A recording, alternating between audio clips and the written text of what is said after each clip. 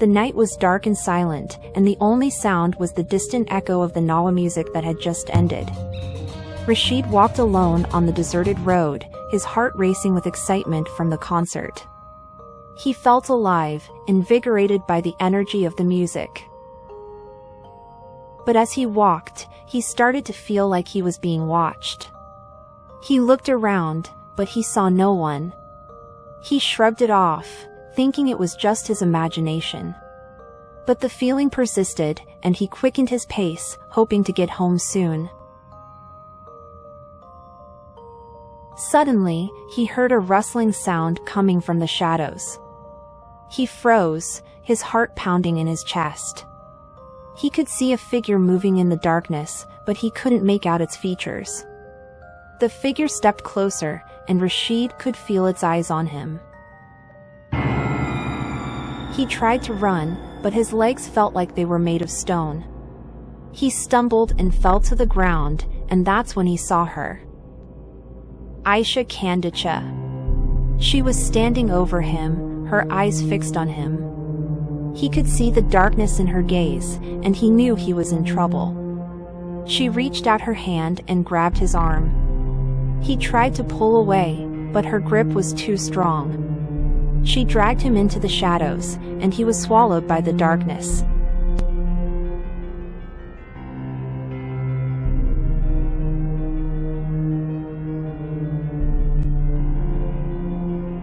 Rachid woke up in a dimly lit room.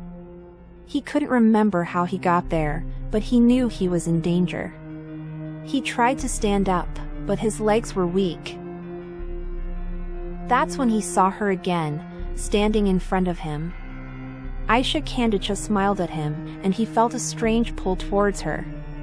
He knew he shouldn't trust her, but he couldn't help himself. She was beautiful, with long black hair that cascaded down her back. Her eyes were dark, and her expression was cold, but there was something alluring about her. She told him that she had been watching him for a long time, and that she had fallen in love with him. At first, Rachid was hesitant. He knew that Aicha Kandicha was not to be trusted, but as the days went by, he found himself falling for her too. She was kind to him, and she listened to him when no one else did. She made him forget about his problems, and he was happy with her. She would play music for him, and they would dance in the shadows. She would tell him stories about her life, and he would listen with rapt attention. But as time went on, Rachid started to notice that there was something off about Aicha Kandicha. She would disappear for days, leaving him alone and afraid. She would then return, telling him that she had been away on business, but he knew that was a lie.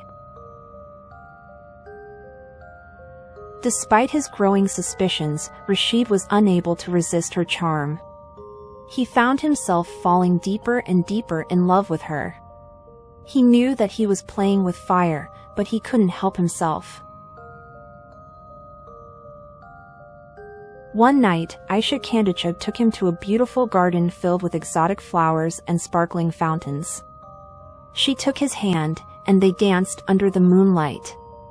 Rachid felt like he was in a dream, and he knew that he would do anything to be with her. But as they danced, Rachid saw something that made his blood run cold. Aicha Kandicha's reflection in the water was not that of a beautiful woman, but of a hideous jinn. He realized too late that he had fallen in love with a creature of the shadows, and he knew that he was in grave danger.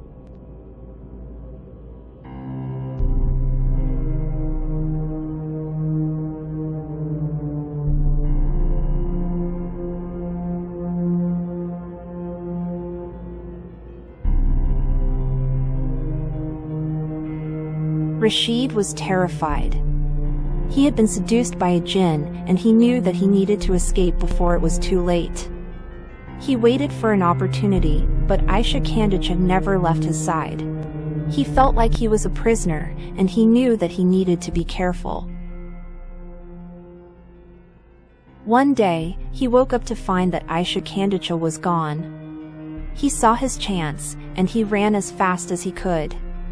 He could feel her presence behind him, but he didn't look back. He knew that he needed to escape her grasp. He ran through the dark streets, his heart pounding in his chest. He didn't know where he was going, but he knew that he needed to keep moving. He could hear Aicha Kandicha's voice behind him, calling his name, but he ignored it. Finally, he saw a light in the distance. He ran towards it, and he saw that it was a small mosque. He knew that he could find sanctuary there, and he ran towards it with all his might.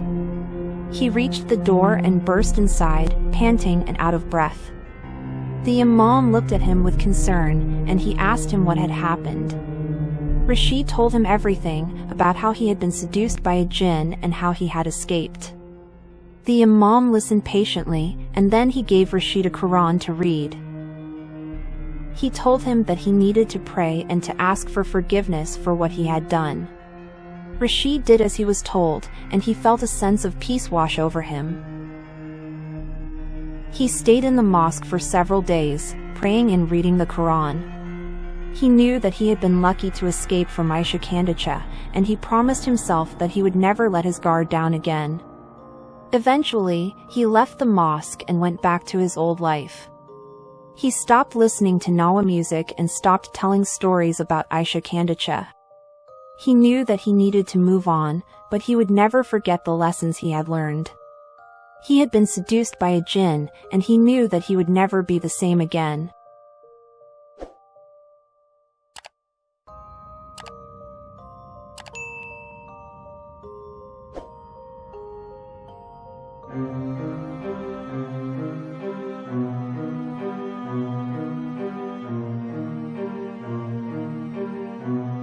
Aicha Kandicha is a female mythological figure in Moroccan folklore, one of a number of folkloric characters who are similar to jinn, but have distinct personalities.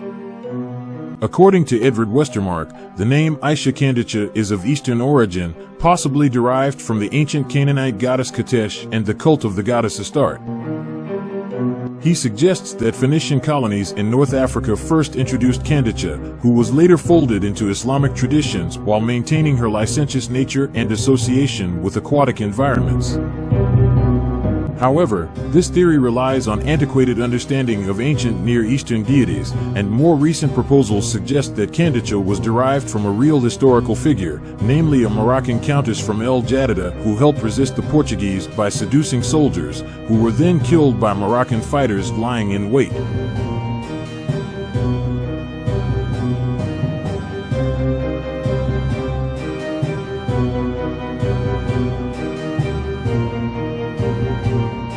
Nearly all accounts of Aicha Kandicha identify her home as a nearby body of water. In Tangier, this is thought to be the sea, in Tetuan it is the Martil River, in Fez it is a drainage canal, and among the Beni Asan it is the Cebu River.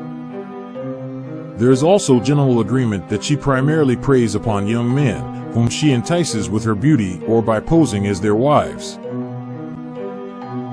More localized beliefs about Aicha Kandicha, such as those of the Beni Asan, include that she is afraid of steel knives and needles and that she has a husband or male associate known as Hamukayu.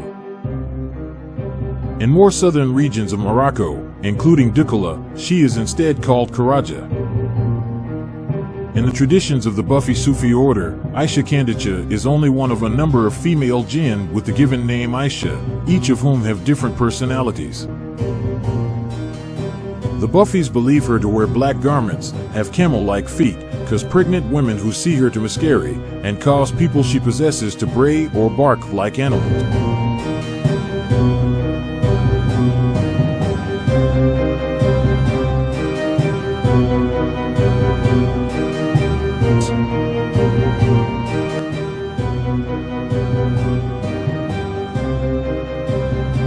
Aicha Kandicha has been referenced in a number of Moroccan cultural works, including books, films, and songs. One example is the Gnawa tune Lala Aicha and the French horror movie Kandicha. Aicha Kandicha has also been the subject of several plays, including the 1975 play Aicha Kandicha by Moroccan playwright Alich Bihi and the 2010 play Aicha Kandicha, The Legend of the Water Woman by Moroccan writer and director Imaine El Farisai. The character of Aicha Kandicha has also been featured in several Moroccan television series, including the 2006 series Aicha Kandicha and the 2010 series Aicha the Witch.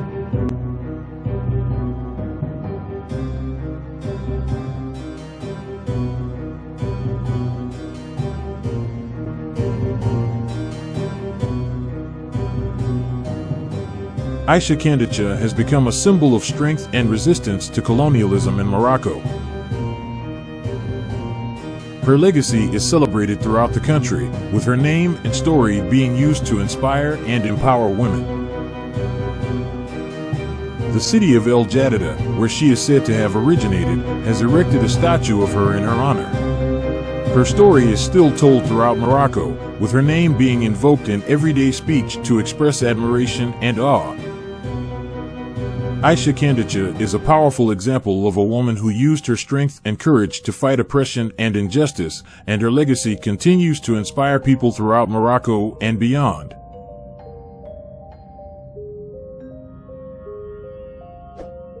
Thank you for watching.